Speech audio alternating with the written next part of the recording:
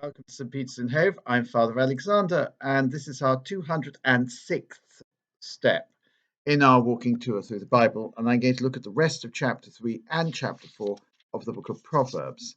Now, the things of God are not particularly highly valued in today's society. We have so many things that attract us: importance, wealth, fame, all these other things. But the thing that really should attract us more than anything else is the search for God, God Himself. And that is what, from verse 13, chapter 3, verse 13, what it's talking about. Blessed are those who have discovered wisdom, those who have acquired understanding. Gaining her is more rewarding than silver. Her yield is more valuable than gold. She is beyond the price of pearls. Nothing you could covet is her equal.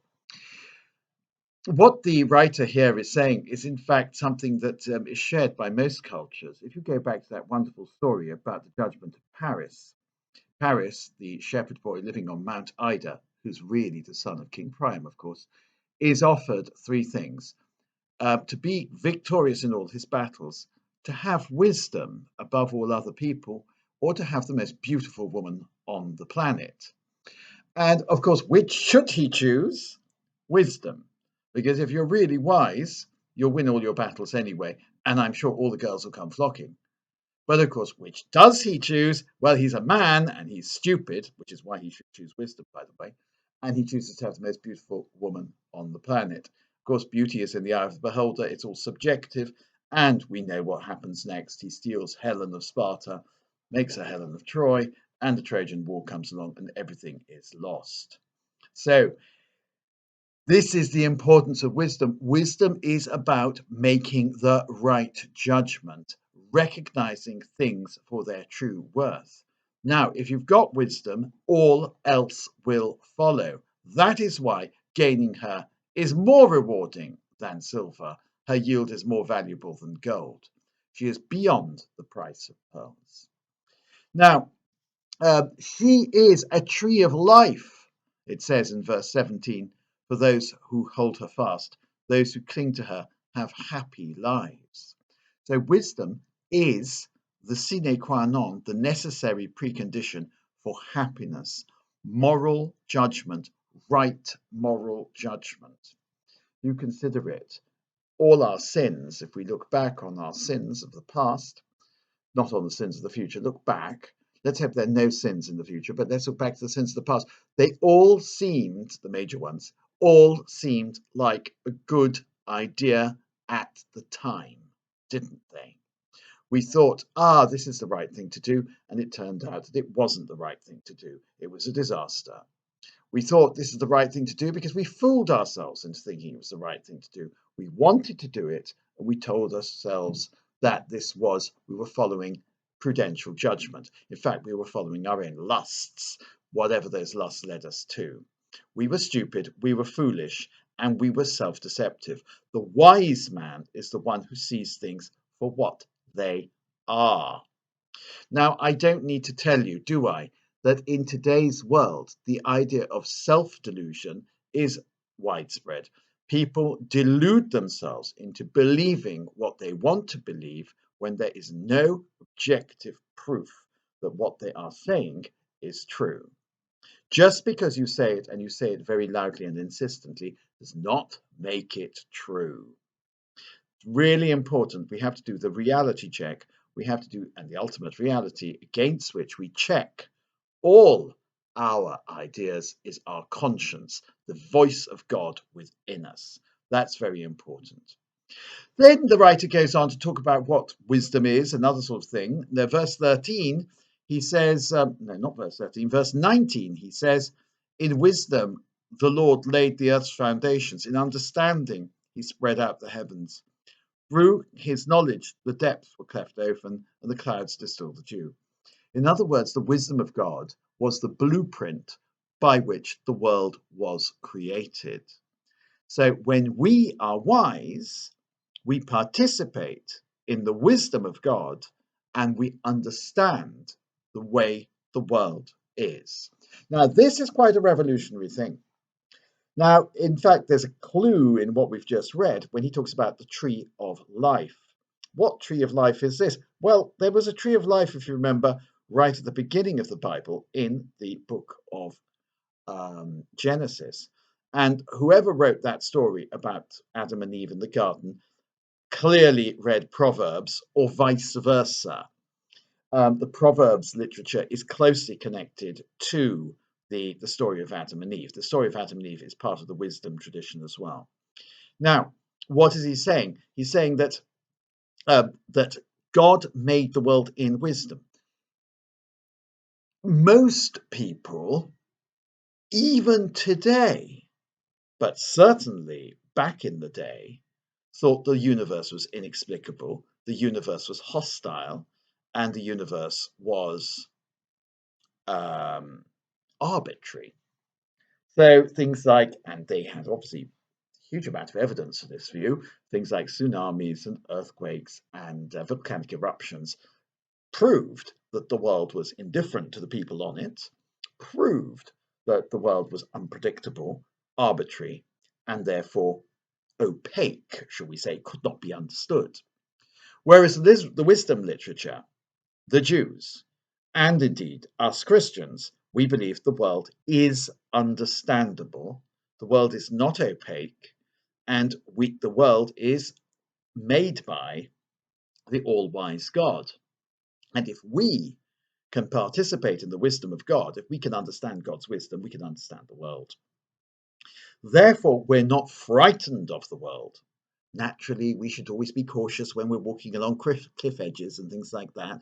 We shouldn't look down volcanoes too intently in case we topple over. But we are not frightened of the world. We're in awe of the world, but we're not frightened of it, and we certainly don't see it as hostile. In fact, the Christian tradition sees the world as beneficent. It sees the world as kind. Hence the Garden of Eden, this beautiful place in which we've been placed and which provides for all our needs. And don't forget, please, all our needs are provided for by the world. The clothes I'm wearing were grown in some cotton field, and the food I'm going to eat today was grown in some field. Now, therefore, this idea that the world is hostile and has to be placated is at the base of paganism. Nowadays, we've fallen into a form of neo-paganism. Either we worship the world as Gaia, and we see the world as our mother. It's not our mother. We weren't born out of this world. Lucretius thinks we were, but it's not our mother. We see the world as somehow animate, a living thing. Yes, it's alive. The animals and the plants are alive, but the world has no consciousness. It's not thinking. Or else we say that the world is going to destroy us, the world is hostile to us, and we are all here and on tolerance. We're all here. The world is one day going to get its revenge on us because we are the people exploiting the world, and of course, therefore, the world will have its revenge. Now, this idea that human beings are in conflict with the world is profoundly anti-Christian.